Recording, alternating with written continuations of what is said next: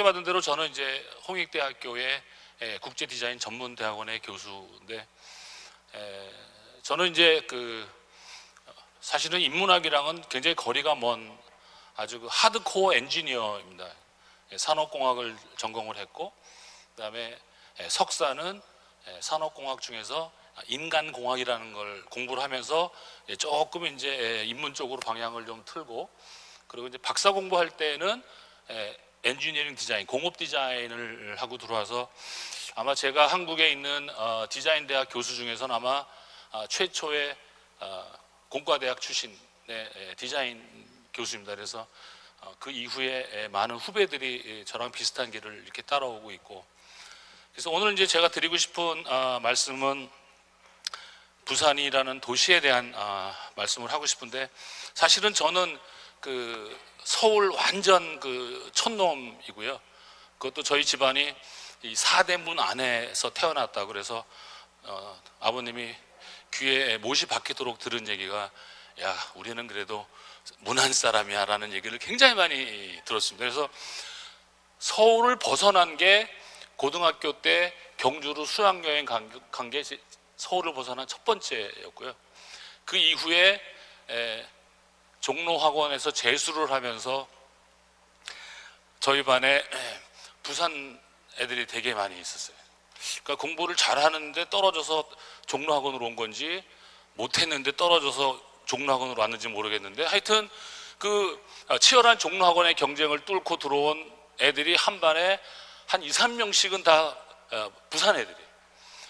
저희들은 뒷자리에 앉아가지고 이렇게 조용히 얘기를 하는데, 앞에 있는 요 강단 앞에서 부산 애들 둘이서 삿대질하고 침 튀기면서 막 얘기를 하는데, 제가 유학 갔을 때도 그런 언어적인 충격을 안 받았는데 그때 언어적인 충격이 지금도 생생합니다. 무슨 말인지는 못 알아듣겠는데 사이사이에 욕하는 소리는 들리고 손은 뻗고, 그래서 저희들이 맨날 뒤에 앉아가지고, 야, 이제 주먹이 나갈 거다 라고 계속 얘기를 하는데 끝까지 주먹은 안 나가고, 그러고 들어가서 앉고, 그거를 매일 반복해서 2달쯤 되니까 귀가 뚫리고, 아, 이것이 부산 애들의 대화 방법이구나 라는 것이 이 서울 촌놈이 이 부산이라는 도시에 갖고 있는 첫 번째 경험이었습니다.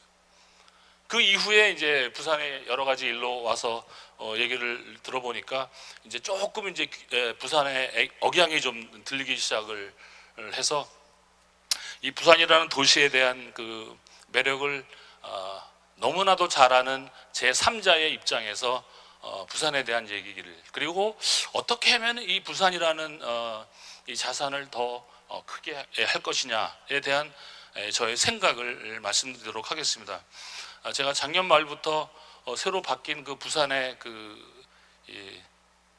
CI 이런 거를 같이 작업을 했고, 다시 요번에 이제 부산의 총괄 디자이너가 돼서 조금 더 은퇴하면은 이제 일로 와야 되는 게 아닌가, 좀 주민등록을 옮겨야 되는 게 아닌가 지금 집사람하고 얘기하고 있는 중에 있습니다. 부산이라는 거를 이렇게 이번에 공부를 해보니까, 옛날에는 이제 부유할 부자들 썼다가 뭐 가마부 이렇게 했다고 얘기를 하더라고요. 그래서 부산시인데 군도 하나 포함되어 있고 15개의 구가 있고 한 330만 정도의 인구가 사는 대한민국의 제2의 도시이죠. 부산의 역사를 시청에 있는 자료를 통해서 이렇게 보니까, 그 신라 경도광 때 뭐 거칠선 군이 동래 군으로, 그래서 동래 부로 됐다가 일제 강점기 때 부산 부로 됐다가 제1공화국 때 부산시로 됐고, 그리고 이제 부산 직할시로 됐다가 지금의 이제 부산광역시가 1995년도에 이렇게 있습니다. 지금의 부산을 부산으로 만든 거는 사실은 저희들이 별로 안 좋은 그런 기억이긴 하지만, 이 1950년 6월 25일 새벽에 북한군의 남침으로 인해서 대한민국 전체가 많은 서퍼링을 했죠. 희생자도 많고. 그때 이제 유일하게 그 당시에는 우리가 공산 괴뢰군 이렇게 얘기했는데, 괴뢰군의 영향을 받지 않은 도시가 부산이죠. 그래서 그 기간 동안에 한 1000일 정도 대한민국의 임시 수도가 부산이었다는 거죠. 그 당시 뭐 정확한 통계는 없겠지만 한 30만의 인구가 임시 수도가 되고 피난민들이 내려오고 또 함흥 철수 뭐 등등 이렇게 해가지고 졸지에 30만의 도시가 100만의 도시가 된 것이고요. 그러는 과정에 많은 정치인, 학자, 예술가, 저희 처갓집 식구들을 포함해서 많은 분들이 부산에 오게 된 거죠. 사실은 요 파트가 오늘의 부산, 그리고 앞으로 부산이 어떻게 할 것인가에 대한 굉장히 중요한 포인트라고 서울 촌놈은 이렇게 보여지고요. 왜 이제 우리가 도시가 중요한가라고 하는 얘기를 하면, 사실 요새 저도 지난주에 동경 갔다 왔지만은 동경 간다 그러지 일본 간다고 얘기 안 하거든요. 동경 갔냐, 오사카 갔냐, 뭐 나고야 갔냐, 후쿠오카 갔냐, 뭐 이렇게 얘기를 하지 나라 얘기를 잘 안 합니다. 그러니까 도시라고 하는 것은 이제 앞으로 도시 경쟁력이 중요한 시대가 된 거죠. 미래학자들의 예측을 보면 과거에 한 50년도에는 한 30% 정도가 도시에 살았다 그러면 앞으로 2050년쯤 되면 70%의 인구가 도시에 살게 된다는 거죠. 그러니까 도시가 지금 점점 커져서 이 큰 도시, 대한민국 같으면은 뭐 서울에 큰 거 하나, 부산에 큰 거 하나, 중간쯤 어딘가에 한 3개 정도가 있으면 아마 2060, 70년 정도의 그림일 것 같아요. 로버트 무가라고 하는 그 정치학자인데 19세기에서 20세기가 국가의 시대였다면 21세기는 도시의 시대다. 그러니까 도시의 경쟁력이 굉장히 중요한 시대인 거죠. 더욱이 우리나라는 외국 사람들 왔을 때 저희들이 서울에서 많이 하는 농담이 뭐냐면, 대한민국에는 도시가 2개밖에 없다. There are only 2 cities in Korea. 그럼 물어봐요. 어디냐고. 그러면 서울 and others. 서울 아니면 기타들. 부산 오면 도시가 3개 있다 얘기합니다. 서울, 부산, 그리고 그 외. 광주를 가면 4개가 있다 그래요. 서울, 부산, 광주, 그리고 기타 이렇게 얘기를 해요. 그러니까 너무 서울 집중적인 그것을 어떻게 분산하냐, 그것도 전략적으로 어디를 개발하느냐 하는 것은 단지 부산의 문제가 아니라 우리 대한민국의 미래가 달린 굉장히 중요한 문제다 이렇게 생각을 합니다. 최근에 이제 이 플레이스 메이킹이라고 하는, 우리나라 말로 하면은 장소 만들기라고 하는 것이 굉장히 유행인데, 프레드 켄트라고 하는 그 도시학자가 이제 주장을 해서 플레이스 메이킹. 그러니까 어떤 장소를 뭐 어떻게 하는 것이 아니라 그 장소를 만들므로 인해서 그 장소에 많은 사람들이 모여서 많은 경제 활동이 일어나고 삶의 질도 좋아지고 하는 그런 플레이스 메이킹이라고 하는 그런 키워드가 이 도시라든지 디자이너라든지 거기 사람들 중에 굉장히 핫한 키워드가 플레이스 메이킹입니다. 부산에도 어느 장소를 핫플로 해서 플레이스를 만들 것이냐. 서울도 도처에 지금 플레이스가 만들어지고 있는데, 대개 보면 부동산적으로 좀 가치가 많이 떨어졌던 데를 개발해서 가격을 올리면 이제 바뀌고, 이 큰 그림 안에는 보이지 않는 그런 자본의 힘, 그런 것이 있다는 것을 이해하는 것이 장소 만들기에는 굉장히 중요합니다. 서울에서는 그래도 전통적인 장소가 제가 다니는 홍대 앞이었는데, 한 20년 전에 홍대하고 지금하고는 완전히 다른 홍대가 되어버렸습니다. 20년 전에 홍대는 정말 홍대 앞은 좋은 플레이스 메이킹으로 굉장히 다양한 것들이 있었는데, 이것이 점점 커지니까 월세 관리하기도 힘드니까 건물 통째로 큰 회사들한테 렌트를 주고 이러다 보니까 이 홍대 앞의 색깔이 다 없어져 버렸습니다.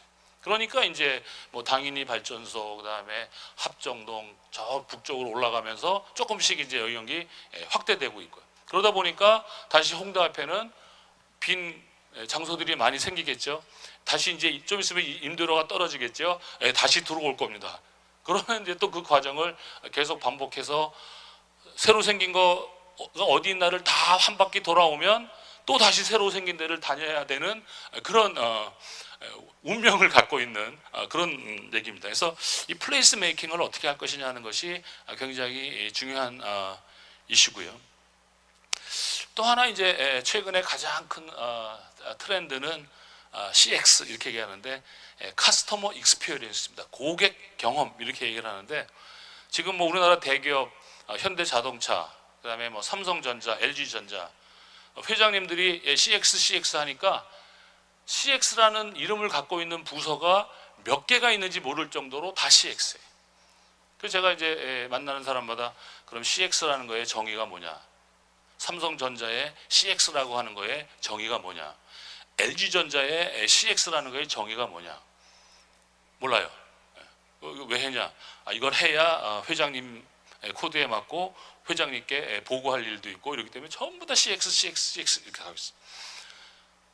CX를 이해하기 위해서는 저희들이 experience라는 단어를 이해를 해야 되는데 experience라는 단어를 이거를 한국말로 경험으로 할 거냐 체험으로 할 거냐 하는 문제를 가지고 한때 마케팅 교수님하고 저하고 엄청나게 이렇게 디베이트를 했던 기억이 나요. 마케팅 하시는 분들은 이거는 체험이다. 저는 경험이랑 체험이랑 뭐 비슷한 거 아니냐. 아니다. 몸으로 하는 것이 중요하다 그래서 뭐 체험, 경험. 그러면 나는 익스피리언스를 쓰겠다. 그렇게 결론을 내고 말았는데요. 이 익스피리언스라는 단어가 사실은 이제 1990년대에 유수한 컨설팅 회사에서 이 키워드를 가지고 굉장히 많은 컨설팅을 했습니다. 고객이 다 끊어지니까 어떻게 하죠? 그 다음에는 이제 책을 내고 책을 내므로 인해서 고객층을 이제 확산을 하는 거죠. 왼쪽에 보시는 저 익스피리언셜 마케팅이라고 하는 책은 1999년도에 나온 책이고요. 여기 소개는 않았지만 또 다른 책이 1999년도에 익스피리언스 이코노미라고 하는 책이 두 개가 나오면서 이 학문으로 보면 1999년도가 경험이 실제적으로 책이 나오고 도입이 되는 그런 시기입니다. 그 재미있는 거는 저 익스피리언셜 마케팅이라고 하는 책을 저렇게 체험 마케팅이라고 이렇게 번역을 했죠. 근데 제가 이제 그 미국의 출판사 있는 사람들한테 이렇게 물어보니까 미국의 메이저 출판사들은 책을 하나 만들어서 이렇게 출판을 하려면 그 표지의 시안을 한 500개를 만들어 가지고 그 중에서 하나를 결정을 해서 표지를 한답니다. 저도 미국에 있을 때 또는 뭐 가끔 책방을 가면 우리나라 책보다 원서로 된 책을 많이 보는 편인데 주로 뭘 보냐면 표지를 많이 봅니다. 아마 여러분들도 저와 별반 다르지 않으실 거라고 생각해요. 표지를 보고 표지가 좀 땡겨야 손이 가고 손이 가서 집어서 이렇게 하면 들고 나올 확률이 굉장히 많이 있죠. 그러니까 그 당시에 저 익스피리언셜 마케팅이라고 하는 책을 쓰면서 어떠한 이미지가 익스피리언스일까를 고민을 많이 했겠죠. 그때 결정한 것이 저렇게 한번 죽을 뻔한 경험을 하는 스카이 다이빙을 경험의 대표적인 이미지로 뽑은 거죠. 그 이후에 말도 안 되는 짜릿한 단 한 번에 짜릿한 뭔가를 하는 것들이 전 세계적으로 굉장히 많이 있어요. 이건 아직도 지금도 있는 디너 인 더 스카이라고 하는 건데요. 그 인터넷에서 디너 인 더 스카이라고 치시면 유럽의 어느 도시에서 언제 동안 이렇게 한다라고 하는 것을 이렇게 알리고 거기서 이렇게 예약을 하는데 저렇게 크레인으로 해가지고 지상 한 40-50m에서 이렇게 밥을 먹는 한 번은 저렇게 먹는데 최소 한 30만 원 정도 이렇게 든다 그러더라고요. 그래서 제가 저걸 보면서 야, 저거 짜릿하고 어떤 거는 저 옆에서 피아노 연주도 하고 그래요. 그래서 내가 다음번에 유럽 가면 꼭 저거를 해봐야 되겠다 이렇게 했는데 지금은 이제 갈 이유가 없어졌어요. 왜 그러냐? 제가 궁금했던 거는 저렇게 해서 올라가서 밥을 먹다가 화장실을 가게 되면 그러면 그 사람을 위해서 다시 내려왔다가 또 다시 올라갔다가 먹다가 또 화장실 가겠다 그러면 또 내려갔다가 또 올라가. 그런 일이 어떻게 벌어질 것인가가 너무 궁금해갖고 이제 했더니 제 강의를 듣는 사람 중에 한 분이 갔다 왔대요. 그래서 제가 강의하다가 거꾸로 그 화장실은 어떻게 합니까? 그랬더니 식사 시간이 2시간인데 가기 전에 다 화장실 갔다 와서 2시간 동안은 그냥 거기서 싸면 쌌지 못 내려온대요. 그래서 제가 이제 이게 어떻게 된 거구나 그렇게 이제 이해됐습니다. 디너 인 더 스카이입니다.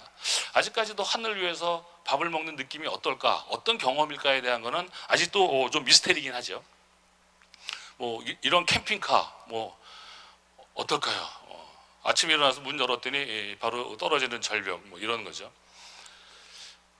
근데 저렇게 경험이라는 게 심플하지가 않은 게 우리 인간이 갖고 있는 그런 어떤 변덕스러운 그런 어떤 속성, 퍼피추얼 노블티 이렇게 얘기합니다.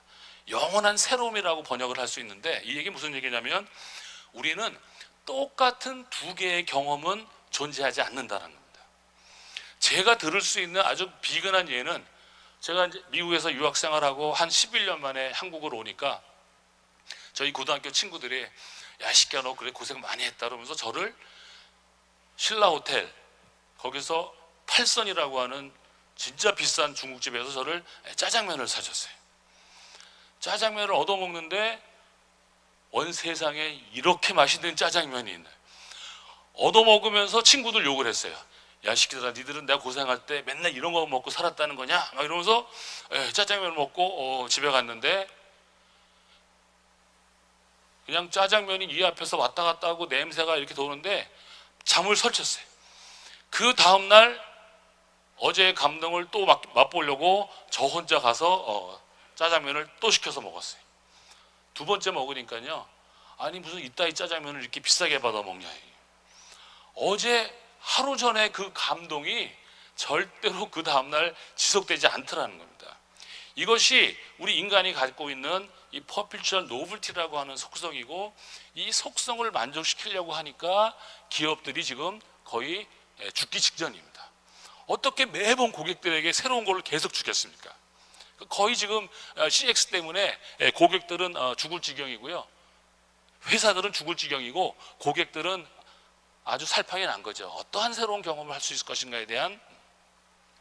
그래서 그 저자도 4년 전에 1999년도에는 이렇게 익사이팅한 스카이 다이빙을 표지로 삼았다가 4년 후에 2003년에 다시 커스터머 익스피리언스 매니지먼트라고 하는 책을 씁니다. 그때 표지를 보면 사람이 굉장히 겸손해졌죠. 스카이 다이빙을 하던 사람이 지금 뭔가 있는 것 같기는 한데 뭔지 잘 모르겠다. X. 현재 이것이 경험의 현 주소입니다. 저도 제가 5명 정도 학생을 박사를 경험을 가지고 졸업을 시켰는데 그 친구들도 모르겠고 저도 졸업을 시키면 시킬수록 도대체 경험이라고 하는 것이 무엇인가 하는 것이 아직까지 제가 남아있는 숙제. 아마 이 경험이라는 것이 무엇일 것인가에 대한 것을 체계적으로 잘 한다고 그러면 되게 좋을 것 같아요. 그래서 저는 지난번에 저희 동네에 있는 어떤 고등학교에서 저한테 미술부 학생들을 위해서 디자인 강의를 해달라고 어느 학생이 저한테 이메일을 보냈어요. 기특하기도 하고 고등학교 가본 지도 오래돼서 고등학교를 이제 갔어요. 그랬더니 학생들이요 어쩜 그렇게 때깔도 좋고 질문도 잘하는지 옛날 같으면 뭐 어디 질문을 합니까? 그런데 뭐 질문을 뭐 얼마나 많이 하는지요. 질문 다. 그래서 학생한테도 비슷한 얘기를 하면서 앞으로 이 경험이라는 것을 되게 중요시 여기고 내가 여러분이라면 나는 나의 경험의 일기를 하나 매일같이 쓸 거다. 내가 오늘 어디 갔더니 어떤 경험을 했고 어떤 느낌이 어떤 거는 좋았고 어떤 건 나빴고 이런 것들을 아마 지금 이 나이부터 쓰기 시작해서 한 10년만 써가면 아마 그 안에 들어있는 많은 것들 갖고 너 평생 먹고 살 수 있을 거다. 그런 얘기를 했던 기억이 있습니다. 지금 현재 경험은 이렇게 장님들이 코끼리를 더듬는 그런 상황이 경험에 대한 현 상황이라고 이렇게 보고 있고요. 저희들이 그럼에도 불구하고 경험을 이해하기 위한 다양한 그런 리서치 기법들이 있는데 보통은 이제 커스터머 익스피리언스 저니 맵 이렇게 하거든요. 그래서 고객 여정 지도 뭐 이렇게 얘기를 하는데 사람들이 어떠한 경험을 하느냐. 그래서 이거는 뭐 그 인터넷에서 제가 긁은 건데 스타벅스에 갔을 때에 들어가서부터 나올 때까지 어떤 경험을 하고 이 그래프의 바닥에 있는 것들을 저희들이 페인 포인트, 고객들이 힘들어하는 페인 포인트라고 그러죠. 스타벅스 가시면은 제일 짜증나는 데가 어디십니까?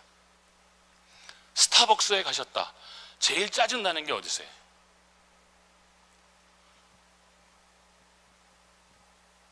저는 아직까지도 사이렌 오더를 안 하고 직접 가서 이렇게 주문을 하는데, 저 오늘은 좀 새로운 걸 좀 마셔봐야지 하고 이렇게 메뉴를 이렇게 읽다 보면 뒤에 한 사람이 와가지고 저한테 무한의 압박.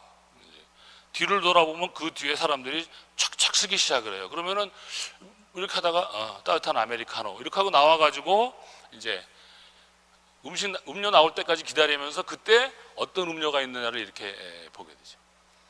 또 하나는 자리 찾기가 어렵다. 아마 모든 사람들이 공통적으로 느끼는 겁니다. 기다리는 거, 주문하는 거, 자리 찾는 거. 그거를 어떻게 개선할 것이냐. 그런 것들이 이제 전략적으로 가장 어려운 문제들을 해결을 하고, 그걸 해결하고 나면 또 다른 하위에 속하는 새로운 페인 포인트가 나오겠죠. 또 그거를 개선을 하고, 또 다음에 문제 개선하고 하면서 점점 발전하는 것이 이 커스터머 익스피리언스 맵 또는 저니 맵, 이런 기법이 있습니다. 그래서 여러분들이 부산을 들어오는 사람들의 전체적인 여정, 전에는 스타벅스 하면 커피를 들어가서 주문할 때부터 나올 때까지를 커피를 마시는 스타벅스의 경험의 여정이라고 했는데, 지금은 커피가 하나 생각이 나네부터 이 전이의 시작입니다. 그럼 커피가 생각이 날 때 어떻게 해야 돼요? 네이버에서 스타벅스를 찾아야 되겠죠. 그런 과정부터 이게 시작을 해요. 그러면 부산이라고 하는 것을 놓고 사람들이 생각하는 전이의 시작과 끝은 어딜까에 따라서 굉장히 다양한 스펙트럼을 볼 수 있는 것이 이 커스터머 저니 맵이라고 하는 저희들의 기법입니다. 요새 떠오르는 최고의 스테이크 홀더죠. 아주 큰 손들입니다. M세대, Z세대, 심지어는 이제 알파 세대까지 이렇게 있는데, M세대, Z세대 붙여놓으니까 되게 짜증들 내더라고요. 어떻게 저랑 똑같습니까? 그래서 구분을 해서 M도 M1, M2 이렇게 가야 될 것 같고, Z세대도 Z1, Z2 이렇게 가야 될 것 같아요. 그래서 이 젊은 세대들, 저도 저희 둘째 아들이 Z세대인데, 젊었을 때 제가 머리 관리를 잘 못해갖고 이제 이렇게 머리 빠지고 그래서 지금은 이제 이렇게 밀었는데, 우리 아들은 그런 전철을 밟지 말려고 이제 비싼 샴푸도 이렇게 사도 제가 아무 말 안 하는데, 이놈의 자식이 몇만 원짜리 샴푸를 그것도 하나가 아니라 여러 종류로 이렇게 사서 좀 쓰다가는 안 쓰고 그래요. 그러면 이제 집에 있는 거 걔가 쓰던 거 하나씩 이렇게 쓰다 보면 거의 1년 내내 샴푸를 쓰게 되죠. 한 번은 이 친구가 미국에서 한국을 들어오는데 힘들다 그래갖고 제 마일리지를 탁탁 긁어가지고 비즈니스로 이렇게 업그레이드를 해줬어요.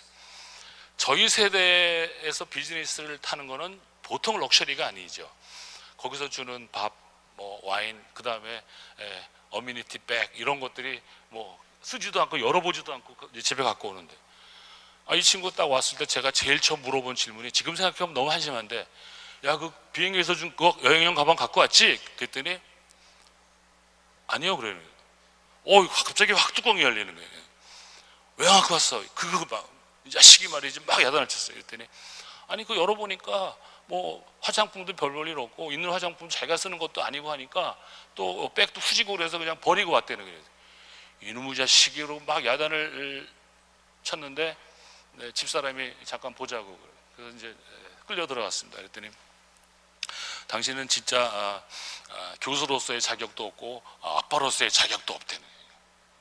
왜? 그랬더니 아니 당신이 그런 물건이 그리운 거는 당신이 살 때는 국민소득이 1,000불도 안 될 때고, 얘는 지금 4만 불이야. 다른 종자가 하는 일 갖다가 당신이 그 가난한 눈으로 쳐다보면 어떻게 그냥 그 제가 반성을 굉장히 많이 했습니다. 이 세대가 M세대, Z세대, 그리고 더한 알파세대가 온다라는 그 알파세대를 어떻게 우리가 잘 주무르느냐, 그 사람들의 입맛에 어떻게 잘 맞도록 해야 되느냐 하는 것이 이 한 도시가 살아가기 위해서는 굉장히 중요한 포인트고요. 꼭 그런 세대만 있는 거 아닙니다. 아직 살아있죠. 살아있는 스테이크홀더입니다. 저희들 베이비 부모들, 예. 돈도 좀 여유도 좀 있고 얼마든지 즐길 수 있는 사람들을 어떻게 잘 이렇게 할 것이냐 하는 것이 이 한 도시가 앞으로 지속적으로 가기 위해서는 굉장히 중요한 그런 스테이크 홀더들, 커스터머들이다, 이렇게 생각을 하고요. 도시의 자산이라고 하는 걸 이렇게 생각을 해보니까 서울도 그렇고요, 유형적인 자산이 있고 무형적인 자산이 있죠. 더 큰 거는 내적인 관점으로 보는 자산하고 외부자의 관점으로 보는 자산이 다르다는 거예요. 부산에 와서 서울 사람들이 많이 가는 돼지국밥을 얘기를 하면 부산에 있는 모든 사람들은 다 그래요. 저거 부산 사람들은 아무도 안 간대. 아무도 안 가는데 다른 데서 와갖고는 줄 서서 서 있는. 그럼 니들은 어디 가니? 뭐 별거 없어요. 그냥 뭐 백반집 가는 거예요. 횟집도 저희들이 많이 가는 횟집하고 지역 사람들이 가는 게 다르다. 그러니까 이 내적인 관점과 외적인 관점을 조화시킨다는 것은 굉장히 중요한 포인트인 것 같아요. 결국 도시의 자산이라고 하는 것은 도시가 갖고 있는 어떤 잠재력, 포텐셜이라고 생각을 하는데요. 이제 크게 보면 자연적인 거, 그리고 또 하나는 인공적인 거, 그리고 그 사이를 오가는 우리 인간들이 존재하죠. 이것이 제가 해석하는 디자인적인 관점으로 봤을 때의 자연과 인공, 그리고 사람입니다. 디자인적으로 보면 이 세상은 자연과 인공 둘로 나눠집니다. 자연은 뭐냐? 끊임없이 수정이 필요 없는 디자인. 인공은 끊임없이 수정을 해야 되는 디자인. 이렇게 볼 수 있거든요. 그래서 이 자연과 인공, 그리고 그 사이에 인간이라고 하는 것이 도시가 갖고 있는 포텐셜이다. 그 도시의 잠재력을 조금 다른 관점으로 보면 볼거리, 해볼거리 또는 즐길거리, 그리고 배울거리, 이 컨셉은 광주 디자인 비엔날레의 컨셉이었습니다. 거기 시장님이 볼거리랑 또 체험하는 해볼거리, 그리고 와서 배울거리를 좀 잘 섞어달라. 그래서 제가 이제 이 볼거리, 해볼거리, 배울거리라고 하는 이 세 개를 이렇게 잘 배치를 했습니다. 또 볼거리만 해도 상시적으로 볼 수 있는 게 있고 한시적으로 보는 것도 있겠죠. 해볼거리, 즐길거리는 뭐 너무 많아서 다 생각 못해서 이렇게 쓰다만 거고요. 배울거리, 뭐 역사라든지 뭐 장소적인 건물, 뭐 이런 여러 가지 얘기들을 많이 배울거리가 있다, 이렇게 보고 있고요. 부산이 갖고 있는 도시적인 자산을 제가 이렇게 보니까 진짜 무한한 잠재력을 갖고 있는 것 같아요. 도시 브랜딩을 하면서 부산을 이렇게 다니고 이렇게 보니까, 첫째, 부산은 공존의 도시다. 그것도 극단이 존재하는 공존의 도시다. 현재와 과거, 그리고 미래가 같이 공존을 하고요. 진짜 살아있는 하나의 도시 전체가 제 눈에 봤을 때에는 박물관 같은, 첨단도 볼 수 있고 아주 옛날 것도 볼 수 있고 60년대에도 볼 수 있고 30년대도 볼 수 있는 그런 박물관이나 마찬가지다. 또 세련, 투박함, 질서, 무질서가 공존을 하고요. 낮과 밤이 굉장히 다른 그런 도시. 부산 제가 처음 왔을 때, 낮에 왔을 때 저의 모습하고 밤거리를 나섰을 때 저의 모습이 제 스스로도 다르다는 것을 제가 느낄 정도. 이 매력적인 밤의 도시입니다. 또 하나 부산의 키워드는 융합인 것 같아요. 융합. 6.25 그 기간 동안 임시 수도하는 동안에 조선 팔도에 있는 모든 사람들이 내려왔기 때문에 여기야말로 우리 이 한국 사회의 멜팅팟이다. 또 역사적으로 여기는 개방의 상징이다. 대륙의 끝이자 대륙의 시작인 도시가 부산이다. 그리고 유엔 참전을 통해서 전 세계의 많은 흔적이 있는 도시. 그래서 공전과 융합. 그래서 그를 더 진취적인 표현으로 하면은 개방이 된 그런 오픈된 그런 도시가 부산의 매력이다 이렇게 보고 있고요. 제가 이제 도시 브랜딩을 하면서 이렇게 썼던 신문 기사에 제가 부산은 팔색조와 같은 도시다, 변화무쌍한 그런 다양한 매력을 갖고 있는 도시다 이렇게 표현을 했는데 제가 그런 말을 했지만 정말 잘 표현한 것 같아요. 다닐 때마다 보면 정말 팔색조 같은 그런 도시고요. 서울하고 달리 서울은 강북과 강남이 그 큰 한강이라는 걸로 해서 단절돼 가지고 강북에서 놀든지 강남에서 놀든지, 그리고 강북에서 강남으로 넘어갈 때에 이 끊어진 휴지기가 있고요.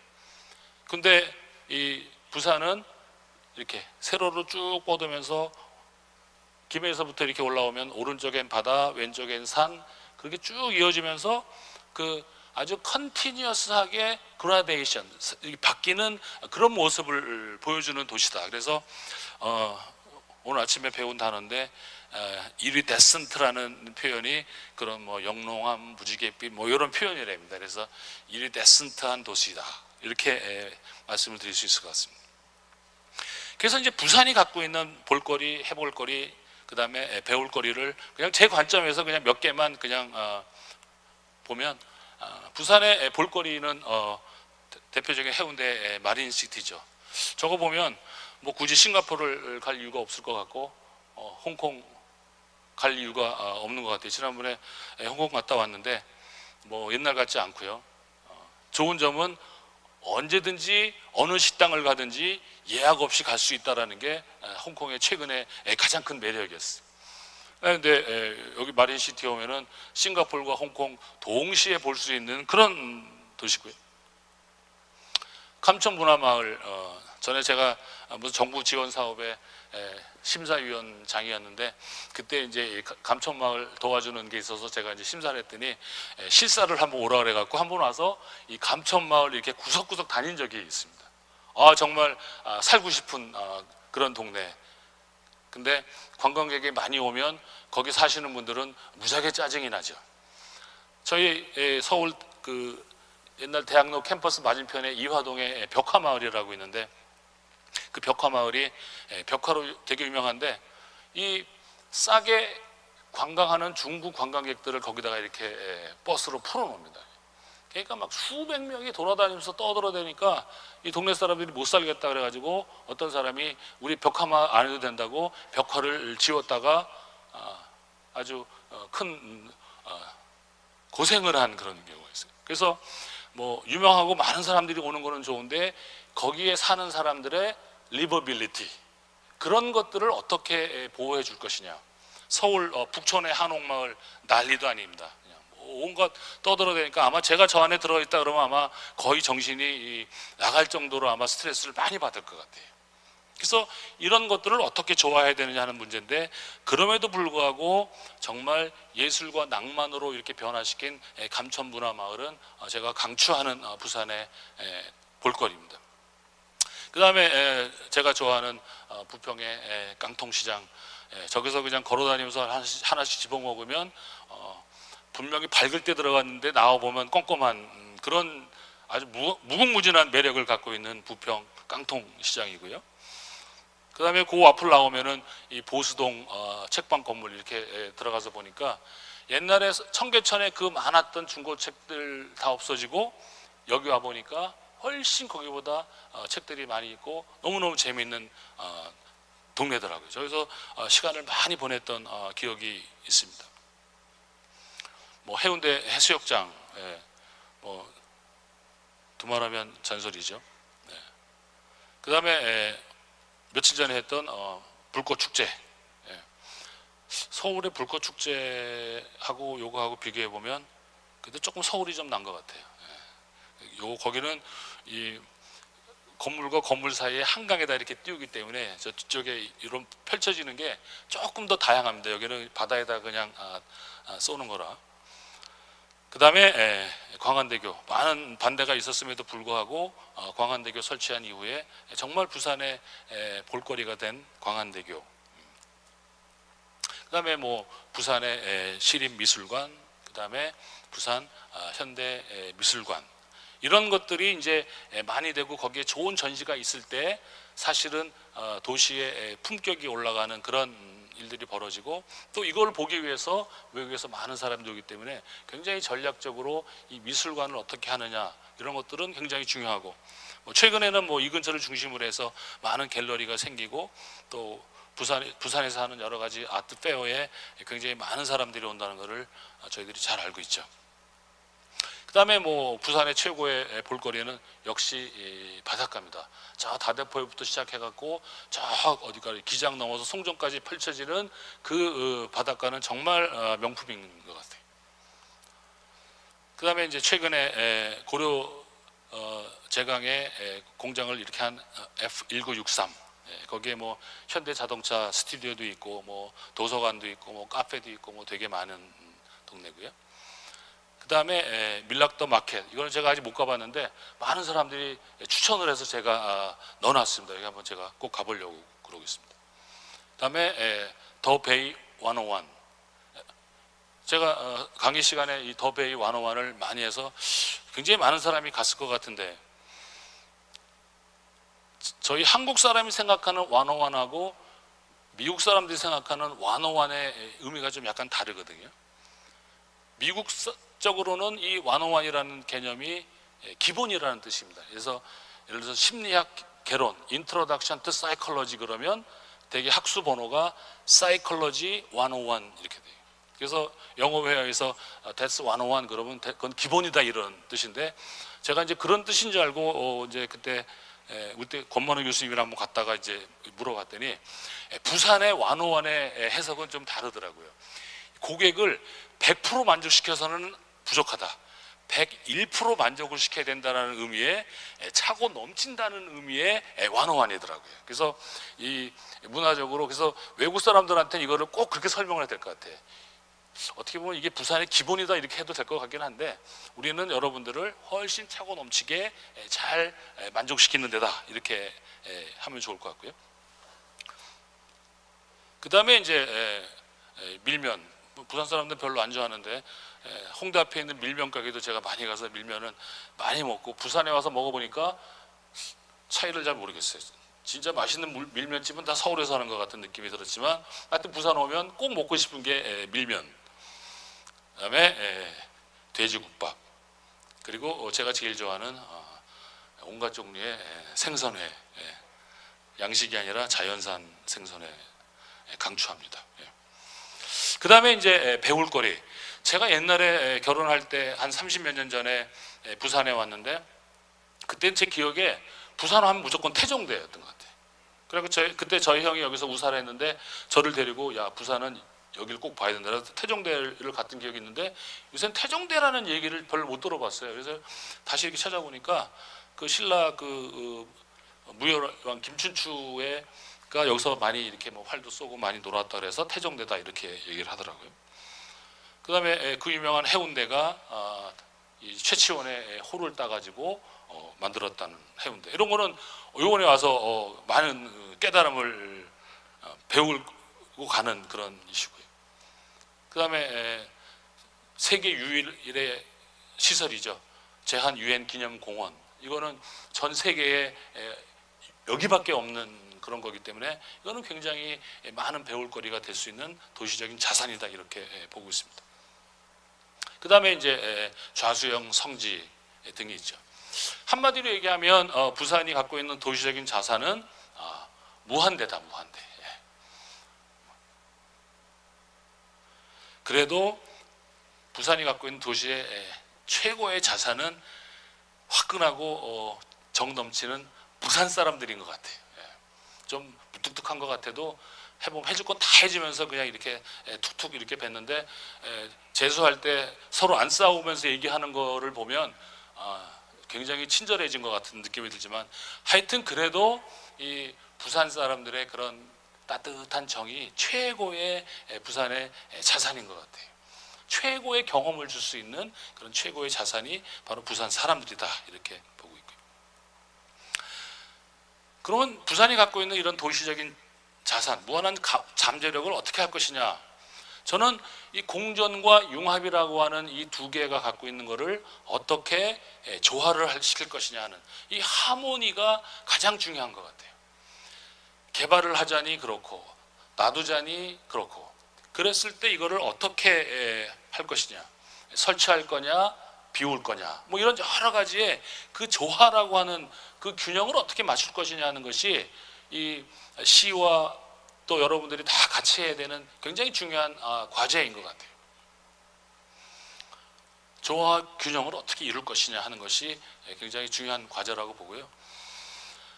두 번째는 실선으로 쭉 왔던 과거부터 갖고 있는 우리의 자산, 이거를 앞으로 미래까지 어떻게 우리가 계속 가지고 갈 것이냐, 또 최근에 시작한 우리의 자산을 또 앞으로 어떻게 가지고 갈 거냐, 또 지금은 없지만 앞으로 계획된 많은 것들을 우리가 어떻게 지혜롭게 조화와 균형을 이루면서 이루어갈 것이냐 하는 것이 이 쉽게 풀릴 수 없지만 많은 사람들이 이 고민을 하면서 화합적으로 해결을 해야 되는 그러한 과제라고 이렇게 생각을 합니다. 그런 과제의 하나가 저는 디자인이라고 생각을 합니다. 혹시 다음 질문에 한번 답을 한번 이렇게 생각만 하지 마시고 이렇게 말로 이렇게 좀 얘기를 해주시면 좋을 것 같아요. 다음 질문에 0.1초 내에 답을, 그러니까 생각하지 말고 이렇게 얘기를 하라는 거죠. 자, 디자이너 하면 팍 떠오르는 사람, 퍼뜩 떠오르는 사람이 누군가요? 아니, 저 말고. 누군가요? 예? 디자이너 하면 떠오르는 사람. 많이 거의 속으로 말을 안 하셨지만은 앙드레 김 선생님 정답입니다. 비공식 통계에 의하면 대한민국 사람 3분의 2한테 디자이너라는 이름으로 들어가 있는 것은 앙드레 김 선생님이래요. 앙드레 선생님 잘못한 거 하나도 없습니다. 굉장히 훌륭한 분이시죠. 그런데 앙드레 김 선생님 때문에 저희 디자인계는 엄청난 아픔이 있습니다. 대기업 회장님들 머릿속에 디자이너는 앙드레 김이에요. 그런데 올라오는 디자인은 전혀 다른 제품 디자인 이런 거 들어오거든요. 엄청난 이 아이덴티티 크라이시스를 갖고 계세요. 그러니까 이 앙드레 김을 어떻게 우리가 지우고 새롭게 가느냐예요. 다행인 거는 요새 젊은 홍대 학생들은 앙드레 김을 모르는 애들이 있어요. 저희들은 걔들이 우리의 미래라고 생각을 해요. 얘네들이 끝까지 꿈을 꺾지 않고 이제 어느 정도 조직에서 자리를 잡을 때까지만 버티면 우리 대한민국의 디자인은 세계적인 수준이 된다, 이렇게 굳게 믿고 있습니다. 그럼에도 불구하고 이 디자인이 무엇이냐라고 하는 얘기는 굉장히 큰 담론인데요. 이 허버트 사이먼이라고 하는 그 경제학자인데, 이 사람이 The Science of Artificial이라고 하는 책에서 얘기한 디자인의 정의입니다. 디자인의 정의를 프로세스로 얘기를 한 거죠. 그래서 To design is to devise courses of action aimed at changing existing situation into preferred one. 그러니까 지금 그 현재에 있는 상황을 더 좋은 상황으로 만드는 것을 목적으로 하는 일련의 활동을 만드는 거를 디자인이에요. 그러니까 무슨 얘기냐면 지금보다 더 좋게 베러하게 만드는 그런 프로세스를 디자인이다, 이렇게 얘기를 하는 거죠. 아마 전 세계 어디 가서 제가 질문을 해도 어떤 일을 할 때 지금보다 더 나쁘게 하려고 하는 사람은 거의 못 본 것 같아요. 더 좋게 하려고 그러는데 능력이 안 돼서 나쁘게 되는 경우는 있어도 처음부터 내가 이거를 더 나쁘게 하고야 말겠다라고 하는 사람은 없는 것 같아요. 그런 의미에서 여러분들 모두는 허버트 사이먼이 얘기한 것처럼 여러분들은 다 디자인을 하고 계시고 여러분들은 디자이너십니다. 제 얘기가 아니고 노벨상을 탄 허버트 사이먼의 얘기죠. 저희 디자인에서는 중요한 이슈를 소통, 이렇게 얘기를 합니다. 이번 세계 인문 포럼의 큰 주제가 소통인데, 소통이라고 하는 것은 서로 나눈다, 이런 얘기인데요. 그게 그냥 나눠지겠습니까? 저걸 나누려고 그러면요, 이 상대방에 대한 이해가 있어야 돼요. 제가 올해 결혼 38년 차인데 매일 한 번씩, 일주일에 한 번씩 꼭 와이프한테 듣는 얘기가 뭐냐면, 어쩌면 당신은 나를 이해를 못하냐. 그럼 제가 이제 뭐라 그러냐면은, 솔직히 얘기하면 이해라는 단어를 이해를 못하는데 어떻게 당신의 말을 이해를 하냐. 그러면 교수가 또 말장난한다고 또 야단을 이렇게 맞아요. 근데 이 이해라는 단어를 영어로 보니까 그냥 빡 꽂히는 거예요. I understand you. 제가 이렇게 높이 있는 걸 별로 안 좋아하는데요, 항상 제가 집사람보다 위에 있으면서 I overstand you 하면서 이해한다니까 이해가 안 되는 거죠. 제가 어떻게 학생들을 이해하겠습니까? 학생들보다 높이 있는데. 제가 학생들보다 낮았을 때 비로소 이해가 되는 거죠. 근데 멀쩡한 정신에 상대방보다 아래로 내려간다는 거, 이거 보통 어려운 일이 아닙니다. 상대방에 대한 empathy, 공감이 있어야 돼요. 공감. 제가 한국 들어와서 제일 처음 학생들 앞에서 개망신 당한 단어가 이 empathy예요. 디자인 책에 보면 심퍼티, 엠퍼티가 되게 많이 나오거든요. 사실 찾아보니까 뭐 동정, 공감, 그래서 찾아보니까 뭐 다 비슷비슷해요. 그래서 저는 같은 건 줄 알았어요. 그냥 학생이 한 명이, 교수님이 뭐 미국에서 공부하고 오셨으니까 이런 질문 해도 될까요? 그래서 해요. 그랬더니 심퍼티하고 엠퍼티하고 어떻게 다른가요? 그러더라고요. 그 속으로 쫙 웃으면서, 자식아 스펠이 다르잖아 그랬어요. 같은 건 줄 알았어요. 그렇게 하다가 제가 이제 공부를 좀 이렇게 해보니까 심퍼티하고 엠퍼티하고는 하늘과 땅 차이. 영어로 얘기하면은 심퍼티는 I feel bad for라고 하는 전치사가 들어가요. 엠퍼티는 I feel bad with라고 하는 전치사가 들어가는 단어입니다. 쉽게 말하면 이거죠. 해마다 이제 한 3월 초, 2월 말쯤 되면 저희 학생들 중에 한 두세 명이 꼭 이렇게 다리 부러져 가지고 이렇게 목발 짚고 학교 오는 애들이 있어요. 어떻게 하다 그렇게 됐니? 그러면 겨울에 스키나 보드 타다가 다쳐 가지고 이제 부러져 갖고 온 거예요. 야, 자식아 그거 좀 조심하지. 엄마 아빠 걱정하시게. 가로치고, 내가 넌 그럴 줄 알았어. 그거 심퍼티예요. 그런데 어느 날 보드를 배우러 간 저희 아들한테서 전화가 왔습니다. 엄마, 넘어져서 왼팔 부러졌다는 거예요. 그 얘기 듣는 순간에 저희 집사람 그날 밤 잠 못 잤고요. 그 다음 아침에 이제 차 가지고 얘를 용평으로 데리러 가는데, 일단 악셀도 잘 안 밟아지고요. 그리고 가갖고 호텔 방에 이렇게 하고 기부 싸고 찌그러진 거를 딱 보는 순간에 저는 제 양쪽 팔이 끊어진 거를 느꼈고, 저희 집사람은 그날 심장이 5cm인가가 찢어졌대요. 그게 엠퍼티예요. 엠퍼티. 그러니까 그런 엠퍼티가 있어야 언더스탠드, 상대방보다 낮아질 수 있고, 낮아졌을 때 비로소 우리가 소통이 가능하다는 거죠. 그래서 이 디자인은 이 고객을 이해하기 위해서 어떻게 하면 고객보다 낮은 관점에서 고객의 아픔을 함께 하면서 소통할 수 있느냐 하는 것을 굉장히 강조를 많이 하고 있습니다. 부산이 갖고 있는 그 많은 자산이 있지만, 디자인이라고 하는 것을 딱 얘기를 하면 한마디로 비주얼라이제이션, 보이지 않는 거를 비주얼라이제이션, 그리고 만질 수 없는 거를 텐저블라이즈 해주는, 그 두 가지가 디자인이 가지고 있는 가장 큰 기능인 것 같아요. 어떻게 이거를 전략적으로 부산에 잘 적용할 것이냐 하는 것이 이제 우리 모두가 고민해야 될 그런 문제죠. 제가 생각하는 디자인의 정의는 이겁니다. 사람들을 행복하게, 포지티브 이모션, 긍정적인 감성을 만들어주는 것을 저는 디자인이다 이렇게 생각합니다. 디자인의 오래된 숙제가 보기 좋으냐 쓰기 좋으냐의 갈등입니다. 저는 인간공학이 전공이기 때문에 쓰기 좋은 거를 제가 원래 밥 먹고 사는 일이 그런 일입니다. 항상 갈등이죠. 회사에서 기술연구소에서 저한테 강의를 좀 해달라 그런 얘기는 뭐냐면, 쓰기 좋다는 거를 강조해달라는 얘기예요, 사장님 앞에서. 근데 디자인 연구소에서 저를 초청을 하면 보기 좋은 게 중요하다는 얘기를 해달라는 겁니다. 이게 항상 갈등이에요. 근데 지금 현재는 어떻게 되어 있느냐? Attractive things work better. 보기 좋은 것이 쓰기가 더 좋다. 이것이 현재 상황입니다. 한 30년 전에 일본의 심리학자들이 두 개의 ATM을 놓고 테스트를 합니다. 이 안에 들어가는 버튼의 크기, 종류, 메뉴 다 똑같아요. 하나는 예쁘게, 하나는 허접하게 해갖고 테스트를 했습니다. 웬걸?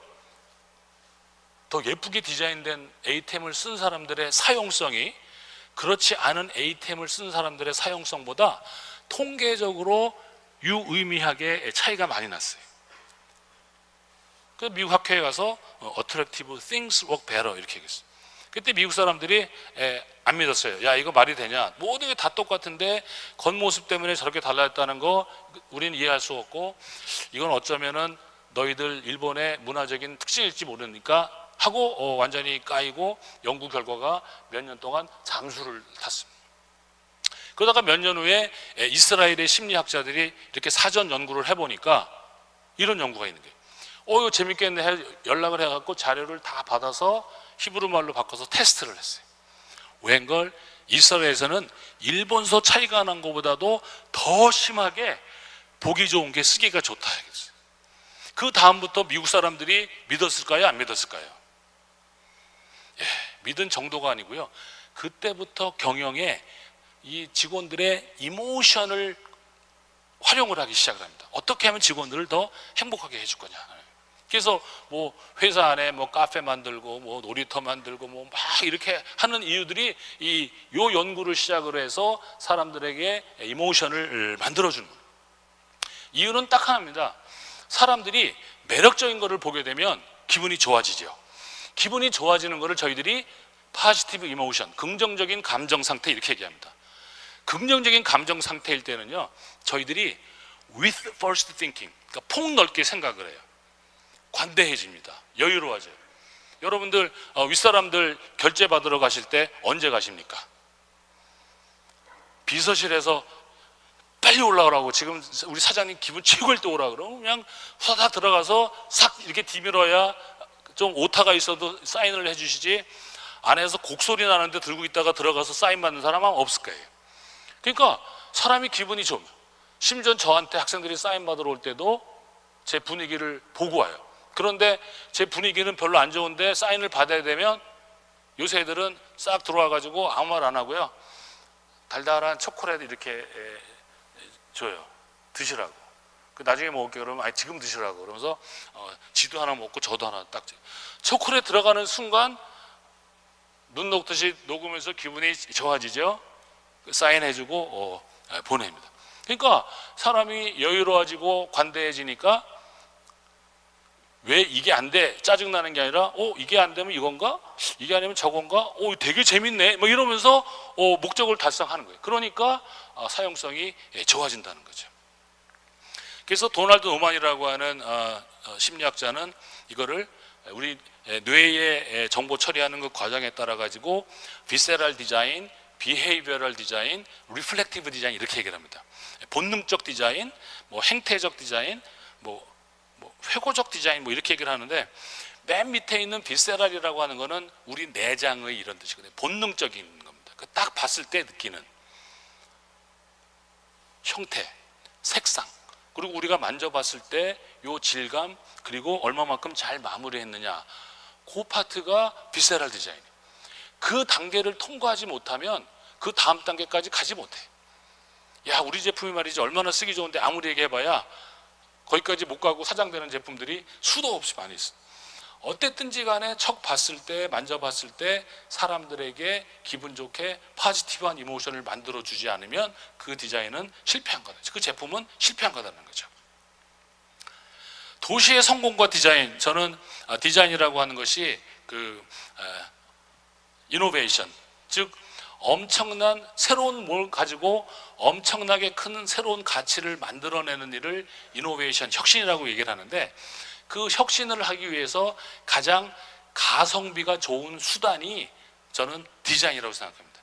기업은 오래전부터 이 디자인을 기업의 혁신 전략에 가장 최우선을 뒀습니다. 왜 그랬을까요? 가장 적은 돈으로 가장 빠른 시간 내에 가장 큰 효과를 내는 수단이기 때문에 다 CEO들이 디자인 하는 거죠. 돈 많이 들어가고 오랜 시간 걸리고 결과 안 나오는데 그렇게 할 사장님이 있겠습니까? 없죠. 이제 도시도 디자인을 도시 혁신의 중요한 수단으로 이렇게 활용을 해야 되는 때가 왔다, 이렇게 생각을 합니다. 부산 is good. 부산이라 좋다. 근데 by 디자인. 그래서 앞으로 디자인을 통해서 부산이 좀 더 살기 좋은, 더 좋은 그런 도시가 되기를 바라는 마음으로 하고 강의를 마치겠습니다.